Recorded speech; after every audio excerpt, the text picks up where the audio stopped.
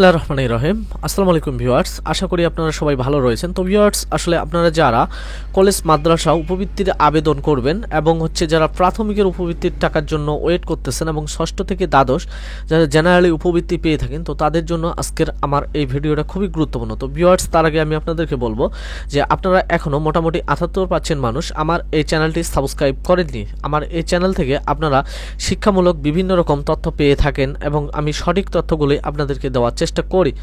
তো ভিউয়ার্স, আমি আপনাদেরকে সর্বপ্রথম বলবো যে আপনারা সর্বপ্রথম আমার এই শিক্ষা উপবৃত্তি এবং ভাতার সরকারি হেল্প পোস্ট এই গ্রুপটিতে যুক্ত হয়ে যাবেন। আমার ভিডিওর যে ডিসক্রিপশন বক্স রয়েছে সেখান থেকে লিঙ্ক পাবেন এবং এখানে আমার একটি পেজ রয়েছে। পেজ থেকে আপনারা আমাকে ফ্লো দিয়ে যদি মেসেজ দেন তাহলে সরাসরি আমাকে মেসেজ করতে পারবেন বা আমার সাথে কথা বলতে চাইলে আপনারা আমাকে কল করবেন। তো ভিউয়ার্স, আমি আসলে আপনাদেরকে সর্বপ্রথম বলবো যে কলেজ মাদ্রাসা উপবৃত্তির আবেদনটা কবে শুরু হবে। তো আপনাদের জন্য একটি সুখের খবর, তা হলো যে আপনারা জানেন যে আজকে 6 তারিখ। তো এটি যে 5 তারিখে চিঠিটা ইস্যু করা হলেও আজকে প্রধানমন্ত্রীর শিক্ষা সহায়তা ট্রাস্টে 6 তারিখে এই চিঠিটি পাবলিশ করা হয়। সমন্বিত উপবৃত্তির কর্মসূচির আওতায় 24-25 অর্থ বছরে অর্থাৎ শিক্ষাবর্ষের 11 অর্থাৎ আপনারা জানেন যে এখানে একাদশ ও সমমান শ্রেণীতে উপবৃত্তি প্রাপ্তিদের যোগ্য শিক্ষার্থী নির্বাচন পদ্ধতি HSP MIS এ তথ্য এন্ট্রি সংক্রান্ত নিয়মাবলী, অর্থাৎ আপনারা যারা 2024 সালে এসএসসি পাস করে আপনারা ইন্টারমিডিয়েটে ভর্তি হয়েছিলেন, তো তাদের জন্য এই চিঠিটা খুবই গুরুত্বপূর্ণ যে আসলে আপনারা যারা উপবৃত্তির জন্য আবেদন করতে চাচ্ছেন, তো তাদের জন্য এটা যে আসলে আপনারা যদি এইখানে বেশ কয়েকটা নিয়ম দিয়েছে যে এই নিয়মগুলো মেনে আপনারা যদি আবেদন করেন তাহলে অবশ্যই কিন্তু আপনাদের উপবৃত্তিগুলো হয়ে যাবে এবং এই আবেদনগুলো শেষ হলেই আপনারা কিন্তু আপনাদের কাঙ্ক্ষিত উপবৃত্তির টাকাগুলো পেয়ে যাবেন। তো উপযুক্ত বিষয়ে জানা যাচ্ছে যে প্রধানমন্ত্রী শিক্ষা সহায়তা ট্রাস্টের আওতায় ষষ্ঠ থেকে স্নাতক ও সমমান পর্যায়ে শিক্ষার্থীদের উপবৃত্তি এবং ভর্তি সহায়তা অর্থ ডাক বিভাগের সাথে চুক্তিবদ্ধ মোবাইল ফাইন্যান্সিয়াল সার্ভিস নগদ এর মাধ্যমে বিতরণের লক্ষ্যে প্রধানমন্ত্রী শিক্ষা সহায়তা ট্রাস্ট ডাক অধিদপ্তর এবং নগদ লিমিটেডের মাধ্যমে গত 6/2/2024 তারিখ একটি দ্বিপক্ষীয় চুক্তিনামা স্বাক্ষরিত হয়। অর্থাৎ আপনারা জানেন যে 2024 সালে আপনাদের উপবৃত্তির টাকাগুলো কিন্তু দেওয়ার কথা ছিল ফেব্রুয়ারি মাসে। তো ফেব্রুয়ারি মাসে এসে নগদ ফাইন্যান্সিয়াল যে সার্ভিসটি রয়েছে এরা একটি মনে করেন যে আপনাদের প্রতিলিপি পাঠায় শিক্ষা মাধ্যমিক ও উচ্চশিক্ষা বিভাগের কাছে যে আসলে আপনাদের যে প্রধানমন্ত্রী শিক্ষা উপবৃত্তির যে ট্রাস্টটি রয়েছে, তো এই ট্রাস্টের যে টাকাগুলো রয়েছে এগুলো শুধু আপনাদেরকে নগদের মাধ্যমে বিলি করতে হবে। এখানে কিন্তু কোনো প্রকার বিকাশ বা উপায় বা অন্যান্য কোনো ফাইন্যান্সিয়াল সার্ভিসের অ্যাকাউন্ট দেওয়া যাবে না। তবে আপনার যদি যেই নাম্বারটিতে নগদ খোলা রয়েছে সেখানে যদি বিকাশ বা রকেট এগুলো যদি থেকে থাকে তাহলে কিন্তু কোনো প্রকার সমস্যা হবে না। তো তৎপ্রেক্ষিতে মাধ্যমিক ও উচ্চ বিভাগ কর্তৃক গত 4/2/2025 তারিখে এতনং সামরকের 2024-25 শিক্ষাবর্ষে একাদশ ও সমমান শ্রেণীতে শিক্ষার্থীদের তথ্য এন্ট্রির ক্ষেত্রে মোবাইল ফাইন্যান্সিয়াল সার্ভিস হিসেবে শুধুমাত্র নগদ অ্যাকাউন্ট নম্বর এন্ট্রি প্রশাসনিক অনুমোদন করা হয়। অর্থাৎ এবারও আপনাদেরকে কিন্তু উপবৃত্তি দেওয়া হবে। এই যে আপনারা যে জিজ্ঞেস করেন বারবার যে আসলে ভাইয়া আমাদের উপবৃত্তিগুলো কবে দিবে, তো এখানে এই চিঠিটার মাধ্যমে আপনারা বুঝতে পারবেন যে আপনাদের উপবৃত্তিগুলো দেওয়া হবে। তো এটা কিসের মাধ্যমে দেওয়া হবে, এটা যে আপনাদেরকে নগদের মাধ্যমে দেওয়া হবে। তো বর্ণিত অবস্থায় প্রধানমন্ত্রী শিক্ষা সহায়তা ট্রাস্টের আওতায় বাস্তবায়ন সমন্বিত উপবৃত্তির কর্মসূচির আওতায় 24-25 শিক্ষাবর্ষের একাদশ ও সমান শ্রেণীর শিক্ষার্থীদের উপবৃত্তি আবেদন অনলাইনে এন্ট্রি করার লক্ষ্যে তথ্য সংগ্রহ যাচাই এবং HSP MIS সফটওয়্যারে তথ্য এন্ট্রি ও প্রেরণের বিষয়ে নিম্নবর্ণিত কার্যসমূহ গ্রহণের অনুরোধ করা হলো। অর্থাৎ আপনাদের যে উপবৃত্তি আপনারা যারা নতুনভাবে করবেন তো তাদেরকে একটা ফর্ম পূরণ করে আপনাদের যে কলেজ রয়েছে কলেজের মধ্যে দিতে হবে। তো এই ফর্মটা আমি আরও নিচে যাই।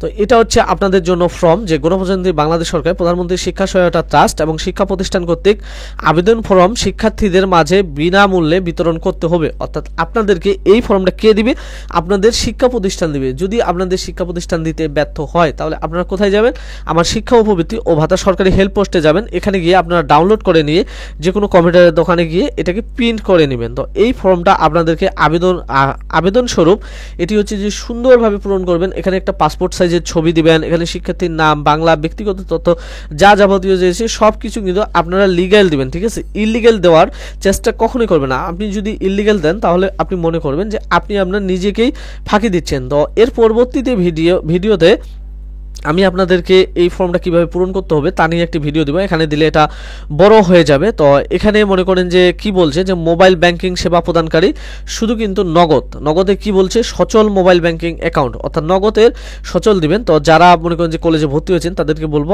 আপনি যদি আপনার বাবার নগদের নাম্বারটি দেন তাহলে অবশ্যই আপনার গার্জিয়ানের যে কাগজগুলো দিবেন সেখানের মধ্যে আপনার বাবার যে ভোটার আইডি কার্ডটি দিবেন, আপনার মনে করেন যে বাবার ভোটার আইডি কার্ডে গার্জিয়ান হিসেবে দিলে সেখানে আপনার বাবারই হচ্ছে নগদ অ্যাকাউন্টে দিবেন, বা মায়ের দিবেন, বা ভাইয়ের দিবেন, বোনের দিবেন, ভাবের দিবেন, এরকমভাবে বড় বোন আছে আপনার যিনি গার্জিয়ান তাদেরটাই শুধু সেখানে দিবেন। হিসাবধারীর নাম অভিভাবকের নামের বানান অ্যাকাউন্ট এর সাথে হুবহু মিল থাকতে হবে।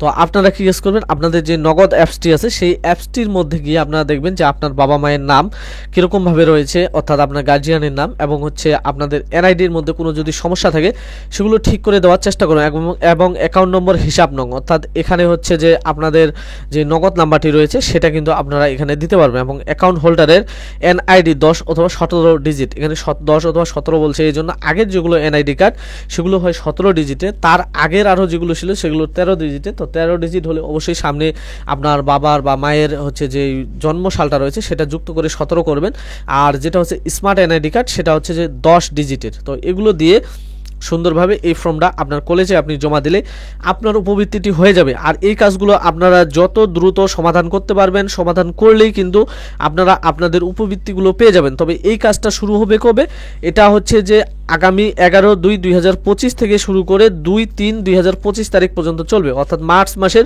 2 তারিখ পর্যন্ত কিন্তু এই কাজটা চলবে। তো এর মধ্যে আপনারা অবশ্যই এই কাজগুলো সম্পূর্ণগুলোই সমাধান করে নেবেন, তাহলে আপনারা উপবৃত্তি পাবেন। আর যারা হচ্ছে স্নাতক বা অনার্স সমমান শ্রেণীতে 2023-24 শিক্ষাবর্ষে সারা দেশের সকল সরকারি বেসরকারি বিদ্যালয় কলেজ মাদ্রাসা সমমান পর্যায়ে শিক্ষা প্রতিষ্ঠানে ভর্তিকৃত অধ্যয়নরত প্রথম বর্ষে অসচ্ছল পরিবারের মেধাবী শিক্ষার্থীদের প্রতিষ্ঠানে ভর্তি নিশ্চিতকরণে ভর্তি সহায়তা অনলাইন আবেদন দাখিল সংক্রান্ত বিজ্ঞপ্তি, অর্থাৎ আপনারা জানেন যে একসাথে কিন্তু এগুলো চলতেছে। এগুলো হচ্ছে যারা অনার্স বা হচ্ছে আপনাদের মনে করেন যে ডিগ্রি এগুলো লেভেলে যারা ভর্তি হয়েছে তো তাদের জন্য এটা হচ্ছে যে কলেজের, অর্থাৎ মনে করেন যে যারা উচ্চ মানে গ্রাজুয়েট যারা করবে তাদের জন্য এটা।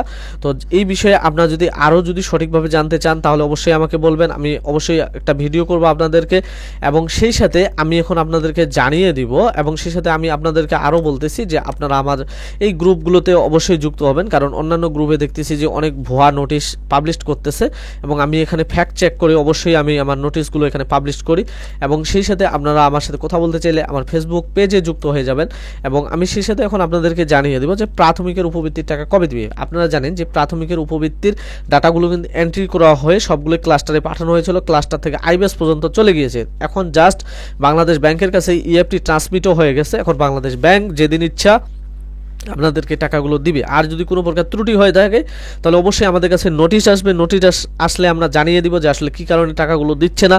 তো এরকম আপডেট পেতে গেলে অবশ্যই আপনাকে আমার চ্যানেলটি যারা এখন পর্যন্ত সাবস্ক্রাইব করলেন না সাবস্ক্রাইব করে পাশে থাকা বেল আইকনটি বাজিয়ে রাখতে হবে, সেই সাথে ভিডিওতে লাইক করতে হবে, কথা বুঝতে সমস্যা হলে কমেন্ট করতে হবে। এবং 6ষ্ঠ থেকে দ্বাদশের উপবৃত্তি কবে দিবে, তো 6ষ্ঠ থেকে দ্বাদশের উপবৃত্তি এবং হচ্ছে আপনাদের একাদশ থেকে দ্বাদশ এগুলো কিন্তু মনে করেন যে একই লেভেলে পড়তেছে।